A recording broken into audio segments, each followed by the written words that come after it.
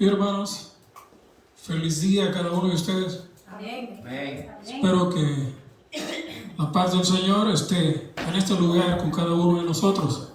Amén. Yo sé que es difícil a veces las situaciones en algunos hogares con las familias, ya que la enfermedad agobia en esta humanidad. Pero eso no nos debe de sorprender, porque vivimos en un mundo donde está contaminado no solo con cosas químicas y el ambiente, el aire y todo está contaminado, pero la mayor contaminación que existe, ustedes saben cuál es. ¿Cuál es la mayor contaminación?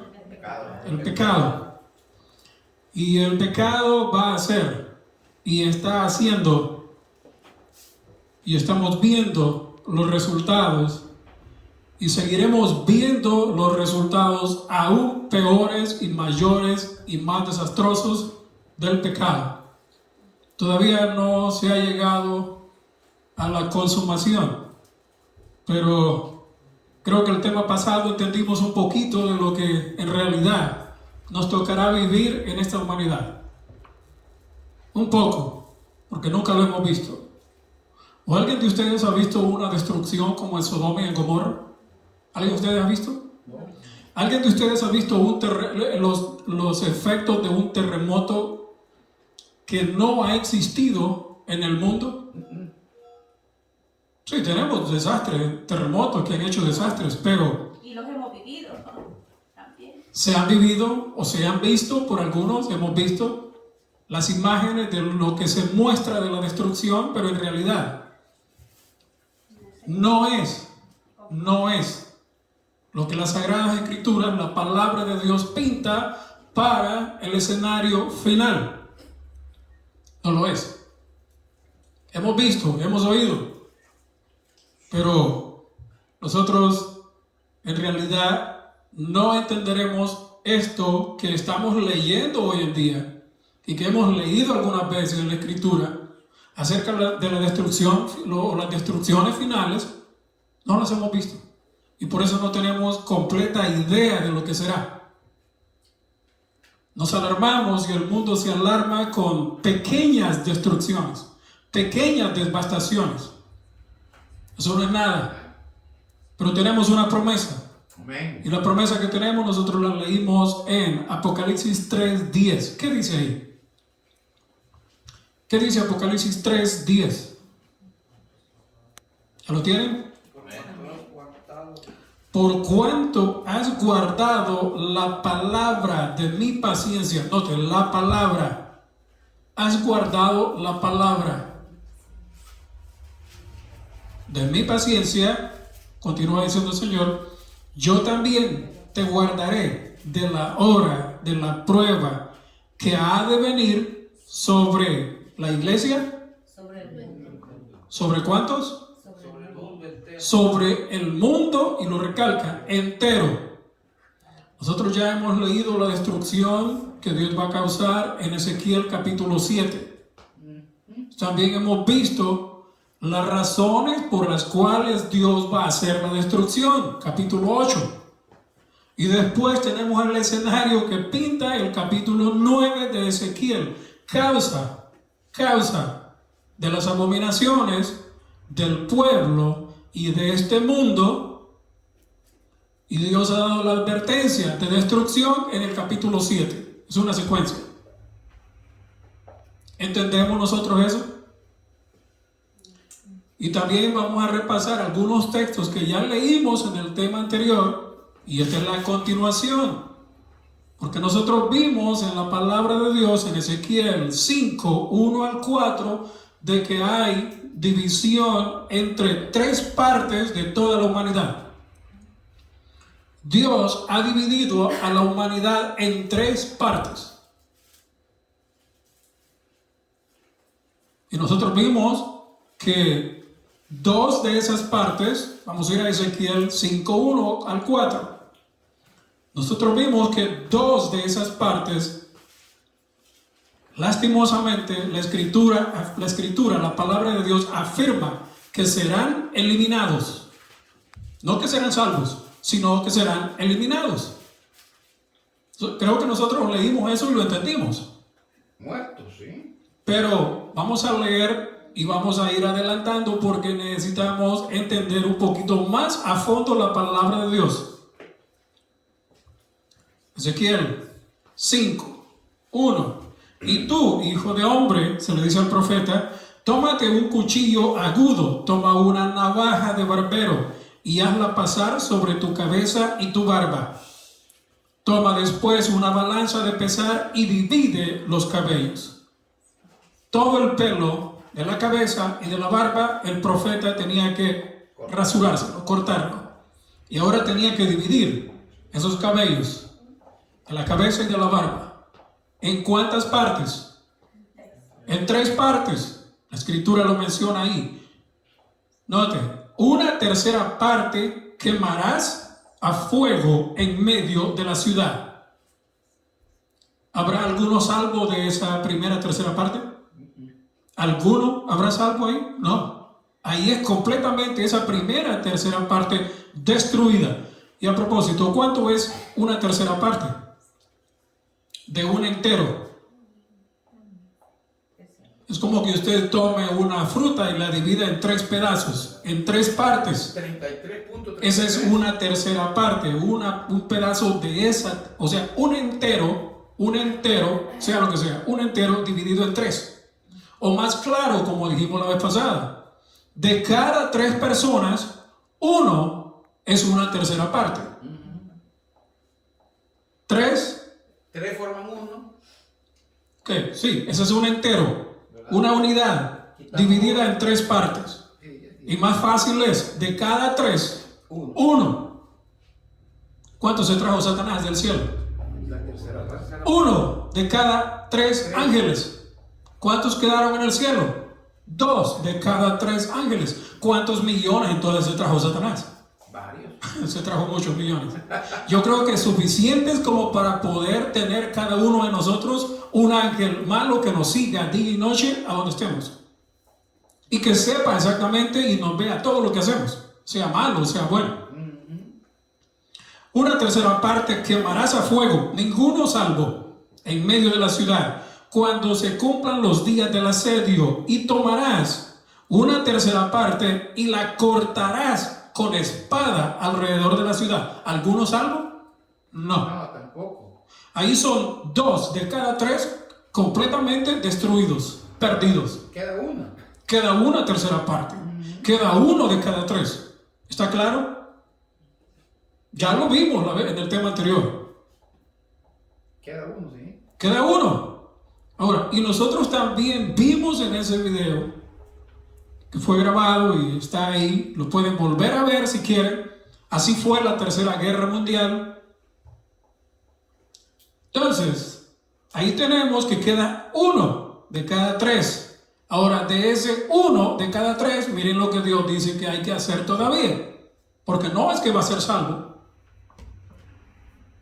Una tercera parte, o sea, la última tercera parte, esparcirás al viento.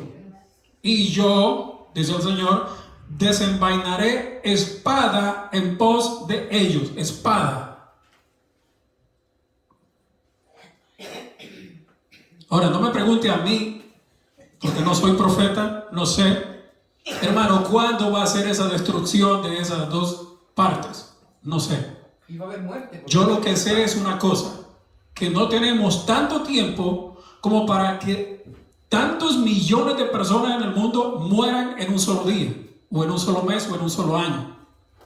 Yo pienso que la destrucción que hemos visto hasta ahora es simplemente el inicio de las destrucciones mayores que vienen a esta humanidad, de la forma que sea. Huracanes, terremotos, incendios, guerras, y las guerras destruyen a miles y miles y millones de vidas. Nosotros vimos en el otro tema que tuvimos que el COVID-19, ¿cuántos millones ha matado según cálculos? ¿Se recuerdan? 15 millones. 15, de 14. Y nosotros vimos también y dijimos aquí que son datos y usted los puede buscar. Usted puede ir a Google, puede ir a Wikipedia, puede ir ahí, buscar información. Y en la Segunda Guerra Mundial murieron, supuestamente, más o menos, 98 millones de personas. Pero 98 millones de personas son 6 veces más que lo que el COVID ha matado. Y con el COVID ha sido una tremenda alarma. Y sigue siéndolo todavía. Sigue esperando. Pero no es nada a comparación de la Segunda Guerra Mundial. Mató 6 veces más. O sea, fueron 6 veces más muertos en la Segunda Guerra Mundial, según informes, que lo que el COVID-19 ha matado. Pero claro, es una peste, es una destrucción. Pero no es el resultado que en realidad muestra la palabra de Dios de los acontecimientos finales. Dice que el Señor desenvainará espada tras ellos. Ahora, la pregunta es esta. Esa última tercera parte, ¿usted quiere investigar también quiénes son? Claro que sí. ¿Usted quiere saber quiénes son? Entonces vaya a la información. Y pregunte y busque cuántos, entre comillas, cristianos somos en el mundo. ¿Usted sabe cuántos cristianos somos en el mundo? Según la información, según los datos, según las encuestas. 1 de cada 3. 1 de cada 3 somos cristianos, o sea, profesamos el cristianismo. No le estoy diciendo somos adventistas, ni somos católicos, ni somos pentecostales. No, toda la gente que cree supuestamente en la palabra de Dios, en la Biblia, es cristiana en el mundo. Las demás religiones dicen los hombres y las mujeres de la cruz, hay que eliminarlos, porque son nuestros enemigos. Esa gente es mala, no merece vivir. Y que dicen algún sector también de los hombres de la cruz, aquellos son malos, hay que eliminarlos, y por eso muchos van en contra de aquellos de allá. Y así están las religiones. Unos creyendo en el cristianismo y aceptando el cristianismo, y los otros son de otras religiones.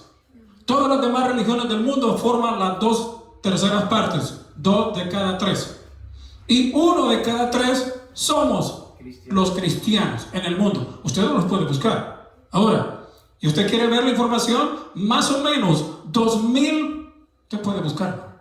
2.400 millones aproximadamente, 2.400, algunos van un poquito más allá, 2.300, 2.400, 2.500 millones de cristianos. Pongámosle que somos 2.500 millones de cristianos en el mundo.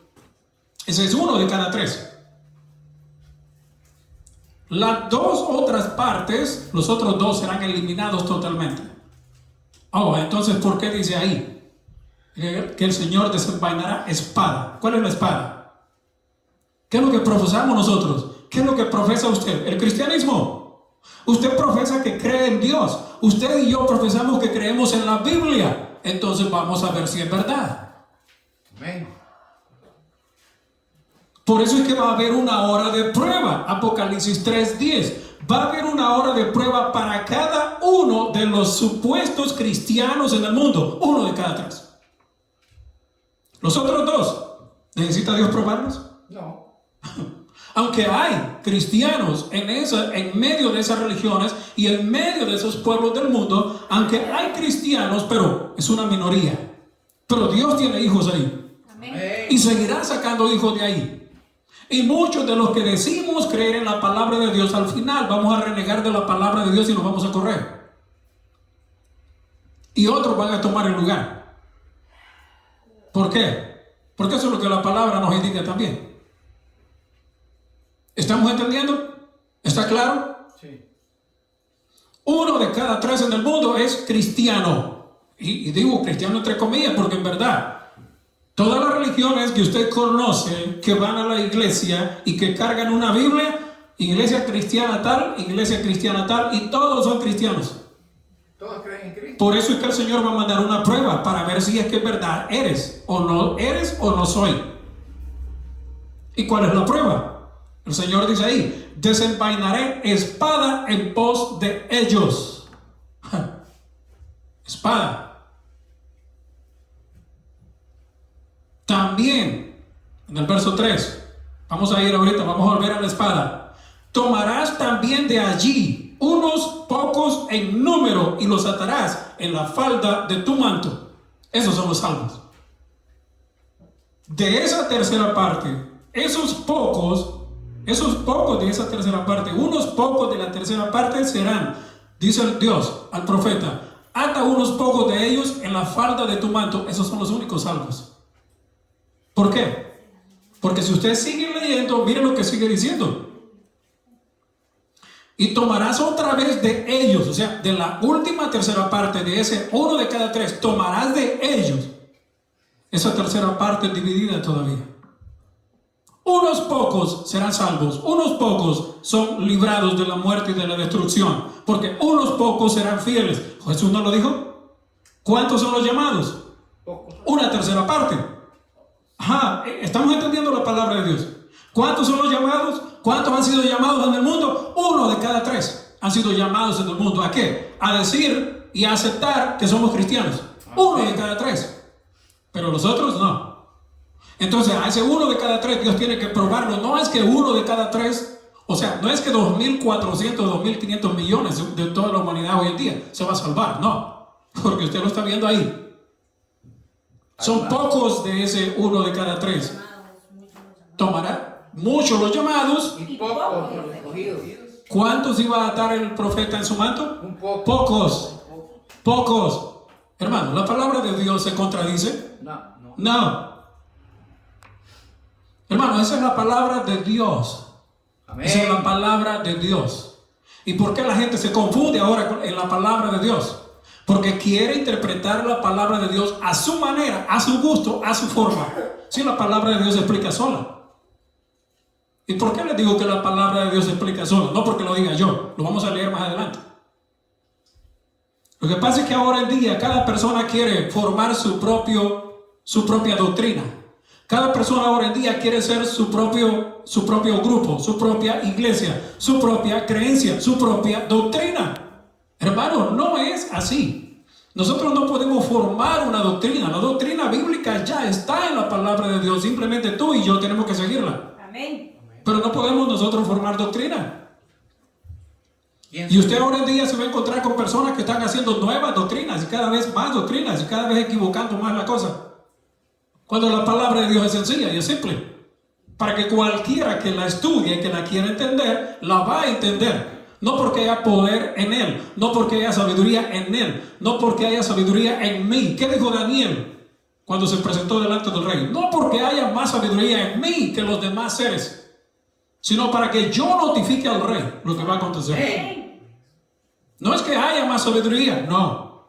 Es porque la sabiduría está en quien la debe de tener, Dios. ¿Y a través de quién? Lo vamos a ver. Lo vamos a ver.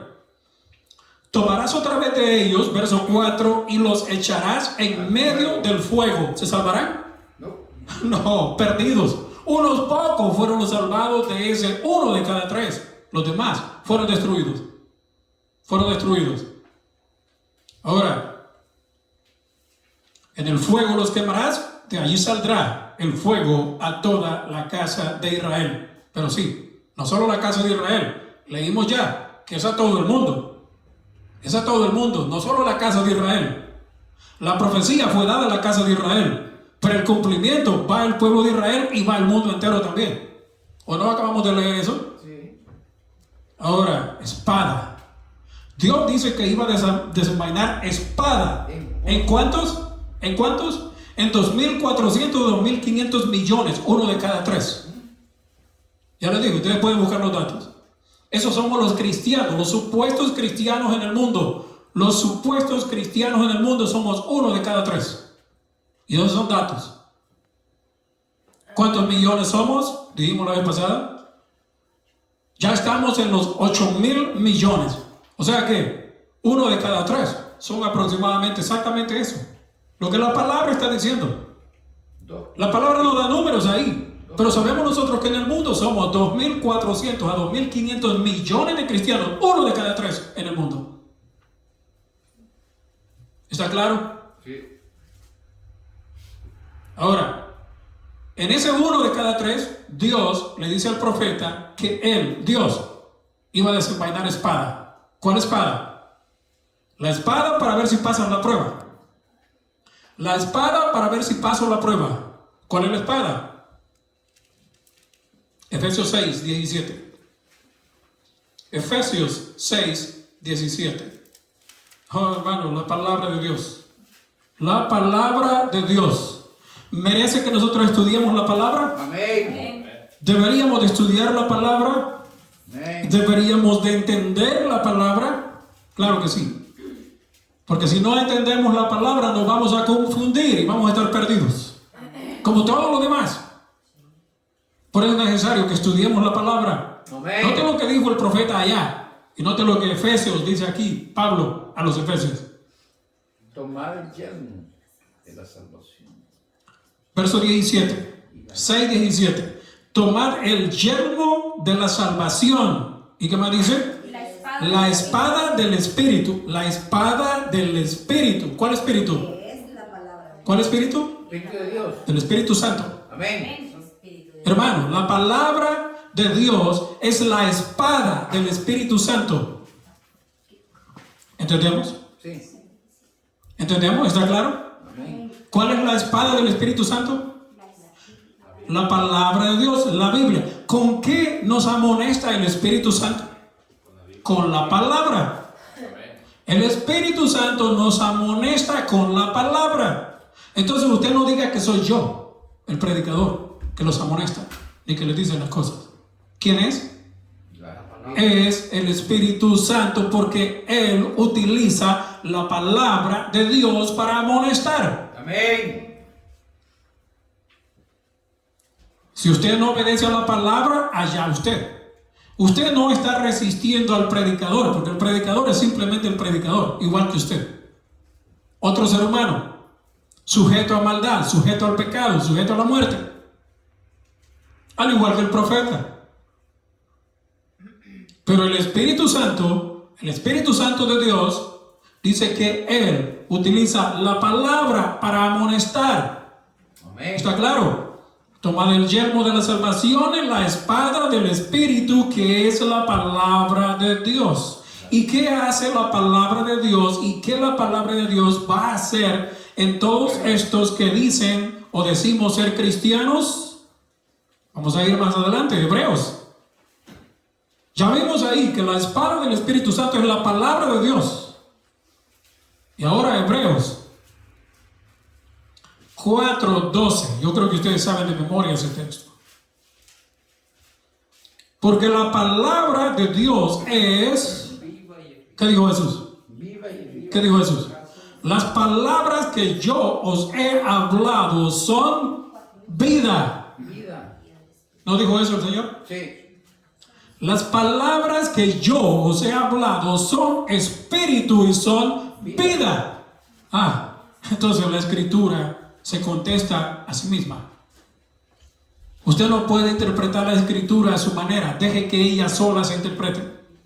Deje que el Espíritu Santo sea quien nos diga en la palabra la voluntad de Dios.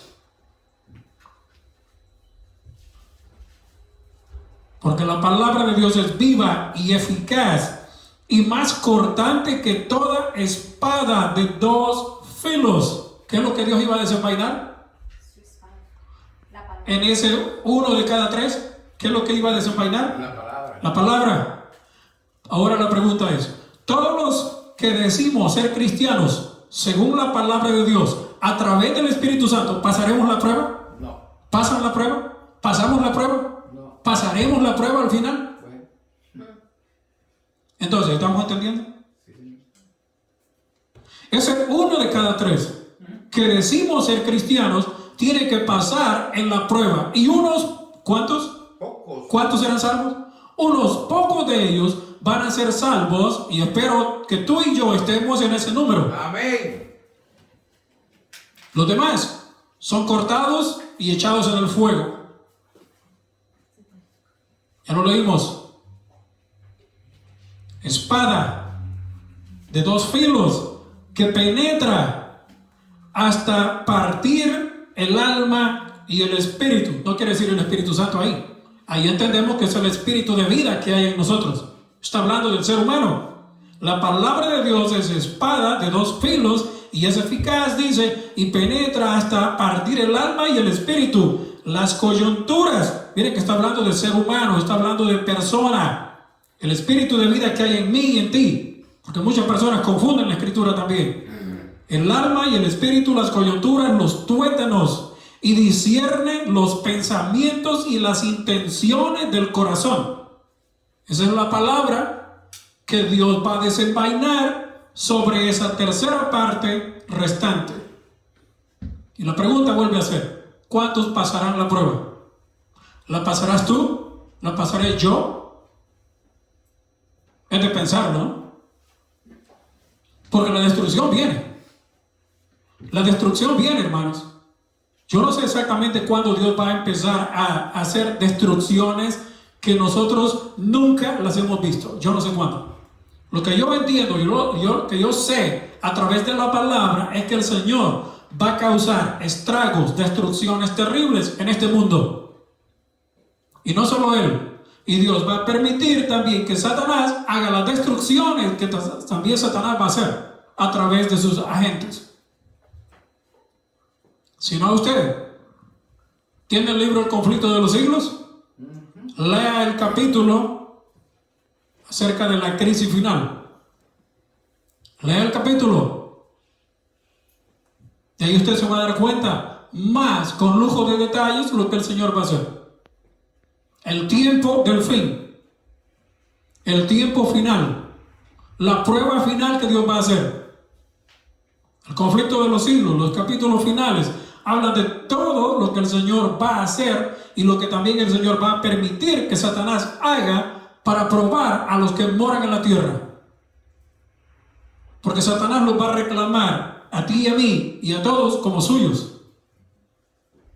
Y el Señor va a decir y dice: no, espérate. Amén. Espérate. Amén. Tengo que probarlos. Si ellos pasan la prueba, van a ser atados. Van a ser atados, pero para ser salvos. Amén.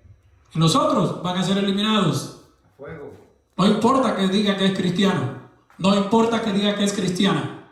La gente ahora en día dice: oh, yo soy cristiano. Yo soy cristiana. Bueno, el Señor mencionó algo en la palabra: por sus frutos los conoceréis. Amén. ¿Qué frutos estamos dando nosotros? ¿Qué fruto dan las personas que dicen ser cristianos? ¿Qué fruto damos los que decimos ser cristianos? ¿Ya estamos nosotros dando frutos de arrepentimiento y de reforma y de cambio? Si no lo hemos hecho. Cada día que nos levantamos, el Señor nos da una nueva oportunidad. Mientras Cristo no sale del santuario celestial intercediendo, todavía hay oportunidad para ti y para mí Amén. de reformar nuestras vidas. ¿Por qué? Porque la destrucción llega. Sigue la palabra de Dios. No sé cuánto vamos a pasar la prueba, pero vamos a leer una vez más. Zacarías 13, 8 y 9. Zacarías 13. Estamos recordando, pero hay textos nuevos también que vamos, bueno, no nuevos, sino textos que vamos a ir leyendo para que entendamos una vez más y pueda estar más clara la idea en nuestras mentes.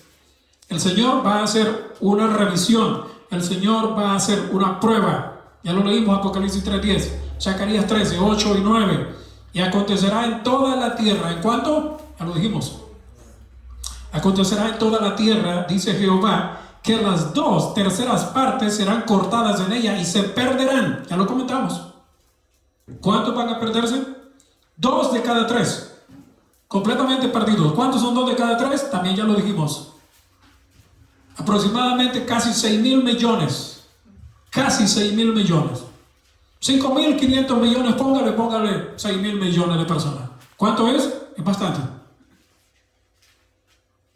Es bastante.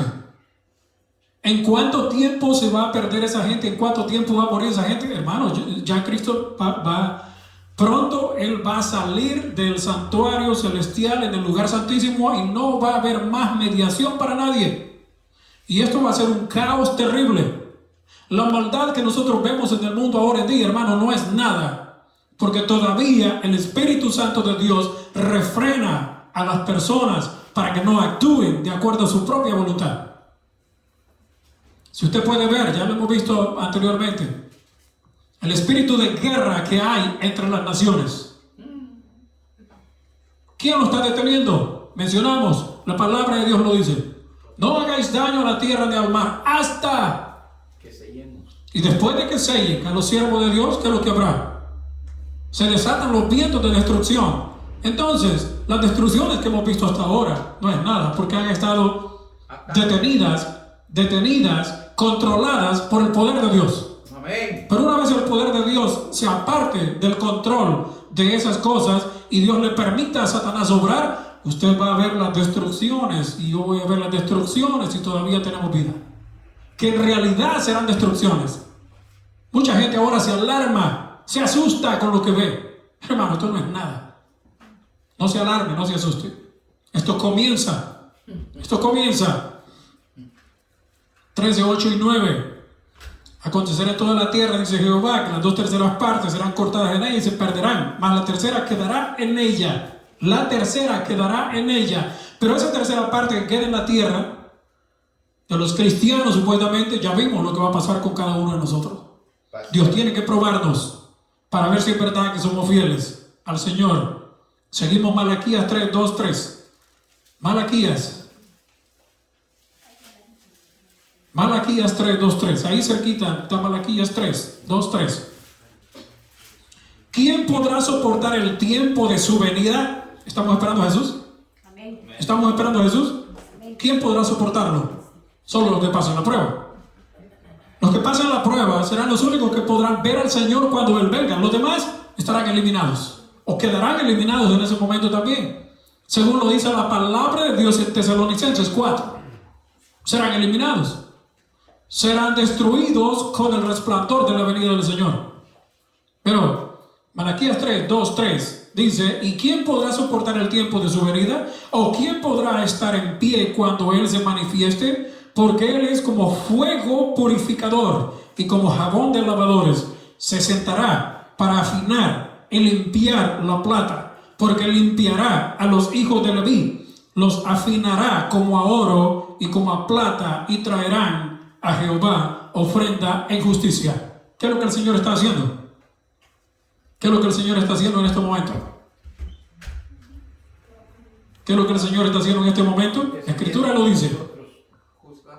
Pero, note, lo que nosotros vamos a ver, para que veamos que en realidad nosotros tenemos que entender de que las cosas se van a ir empeorando cada vez más en la tierra. ¿Y cuál va a ser el estado de las personas? La Biblia siempre lo ha descrito y lo sigue describiendo. Solo falta que nosotros lo entendamos y nosotros respondamos al llamado que el Señor hace. Lucas 21, 25 y 26. Lucas 21, 25 y 26. Leámoslo. 25, dice así: entonces, dijo el Señor, habrá señales en el sol, en la luna y en las estrellas y en la tierra. ¿Qué es lo que habrá en la tierra? ¿Qué es lo que habrá en la tierra? Angustia. ¿De quiénes? ¿Angustia de quiénes? ¿Lucas qué, perdón, hermano? 21, 25 y 26. Gracias. Desfalleciendo los hombres por el temor. ¿Hay miedo? Sí. ¿Hay miedo ahora en ti? ¿Hay miedo? Sí. Mucho miedo. Mucho miedo. Expectación. ¿Hay expectación? Sí, las personas están. ¿Y qué sucederá mañana? ¿Será que a alguien se le va a ocurrir apretar el botón nuclear y vamos a hacer millones los muertos? ¿Ha pensado eso usted? Aquel loco de los gobernantes que no están tan locos, no están tan locos. Simplemente es que una nación se ve amenazada, su líder tiene que ver cómo hace para responder a la amenaza. Y la gente dice, loco. ¿Sí, loco? No. Es que antiguamente, si usted estudia la palabra de Dios, eran locos los reyes de la antigüedad también entonces. No. Simplemente que se miraban amenazados, tenían que buscar cómo responder y defender a su nación. Así es. Entonces no son tan locos. Ahora, que sean malos, usted no puede decir que son buenos. Porque ni en la Escritura usted encuentra un gobernante que no haya sido asesino. Dígame uno que no haya sido asesino. ¿Fue asesino Salomón? Sí. Mandó a matar a su propio hermano porque su reino estaba en peligro. Sí. Eliminó a su propio hermano, hijo de su padre. Lo eliminó. David, ¿Qué hizo David? David eliminó a David eliminó miles, cientos y miles hasta que Dios le dijo, no, tú no puedes construir mi santuario porque tú has derramado mucha sangre. ¿Era bueno entonces? No. No. Comenzando por Goliat. Bueno, no sabemos si Goliat fue el primero. Oh, bueno. La escritura no dice. Pero digamos que comenzó ahí. Ok. Pero después siguió hasta el punto de que una familia, si no es por el hecho de que esa mujer se levanta y va al encuentro de él con comida, provisiones, David destruye una hacienda completa con siervos, el patrón y la patrona, si estaba ahí quizá también. 400 soldados levantó. ¿Era bueno entonces? Hermano, no son buenos los de la Biblia, no fueron buenos los de la Biblia, los gobernantes, y mucho menos van a ser buenos los gobernantes actualmente, por más que prometan y hagan cosas buenas en la tierra. Ok, sí, hacen cosas buenas, pero hermano, este mundo está lleno de maldad, lleno de miseria, y el Señor dice que la gente va a estar a la expectativa qué es lo que va a pasar el día de mañana. ¿A quién se le ocurrirá apretar el botón nuclear y vamos a morir? Como vimos en el video. Bueno, no, ustedes no pudieron ver el video porque no se pudo pasar acá. Una explosión o explosiones nucleares las cuales contaminen todo el medio ambiente, nublen el aire, nublen la tierra y no haya alimentos para nosotros y muchos muramos de la destrucción atómica y otros por falta de alimento. El frío que va a haber. Entonces, ¿hay expectación? Sí. El Señor dijo, desfalleciendo los hombres, son palabras del Señor, desfalleciendo los hombres por el temor y la expectación de las cosas que sobrevendrán en la tierra. ¿Dónde? En la tierra, no solo en la iglesia. Porque las potencias de los cielos serán conmovidas. Eso es lo que el Señor mencionó. Pero, si es que no hemos entendido todavía de que tenemos que pasar la prueba, vamos a ir a Romanos. Romanos 2. Salud. Vamos a ir a Romanos 2 con Pablito. Mire lo que Pablito dijo. Romanos. Porque muchas veces nosotros decimos, bueno, lo dijeron los profetas allá en el Antiguo Testamento, pero ¿qué es lo que sucede ahora en día? Que nosotros también tenemos la palabra de Dios en el Nuevo Testamento para que corroboremos lo que ya se dijo anteriormente. Romanos 2.9. Dice 2.9. Tribulación. ¿Sí lo tienen? Sí. ¿Lo tienen? Tribulación y angustia sobre todo ser humano que hace lo malo. Hermano, pero son los que hacen lo malo. Bueno, sí. Eso es lo que dice la palabra. ¿Todos los cristianos hacen algo bueno? ¿O hacemos algo bueno? ¿Todos los que decimos ser cristianos hacemos lo bueno? ¿Todos? ¿Todos? No.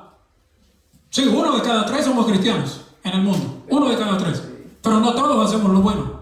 No todos hacemos la voluntad de Dios. Son pocos los que van a hacer, son pocos los que deberíamos de hacer la voluntad de Dios. Y entre esos pocos que van a hacer la voluntad de Dios deberían de estar tú y debo de estar yo. Amén. Para ser salvos. Y atados, como se le dijo al profeta, en el manto del profeta. Esos serán los únicos salvos.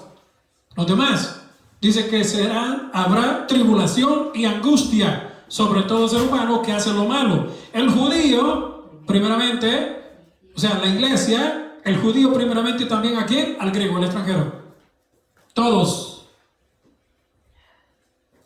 Y el Señor mencionó, para terminar, en Daniel 12:1. Nosotros sabemos el texto de memoria. Daniel 12:1. Ahí vimos lo que Pablo dice, que habrá tribulación y angustia en toda la tierra. ¿Y qué dijo el profeta Daniel en el capítulo 12, verso 1?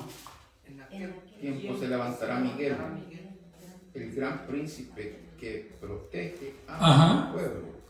En aquel tiempo se levantará Miguel, el gran príncipe que está de parte de los hijos de tu pueblo, y será tiempo de angustia, cual nunca fue desde que hubo gente hasta ese momento. ¿Hemos vivido alguna angustia anteriormente? No, no ha habido ninguna. ¿Hemos visto destrucciones? Sí, pero ninguna comparada a las destrucciones que van a haber en ese momento. Que ese momento ya estamos iniciando. No ha habido ninguna destrucción tal. No ha habido ningún tiempo de angustia tal. Ese es un tiempo de angustia que no habrá otro más en la tierra. No habrá otro. Tiempo de angustia. Si usted quiere saber más del tiempo de angustia, lo invito a que lea este libro, Conflicto de los Siglos. Ahí está el capítulo. El tiempo de angustia. El tiempo de angustia. Cual nunca fue desde que hubo gente hasta en ese momento. Estudia el capítulo ahí. Y usted se va a dar cuenta de toda la angustia que va a haber. Y todo lo que la palabra de Dios dice en relación a los acontecimientos finales de la historia de este mundo. Que Dios nos bendiga hoy, mañana y siempre. Amén. Y que seamos unos de esos pocos que serán salvos. Amén.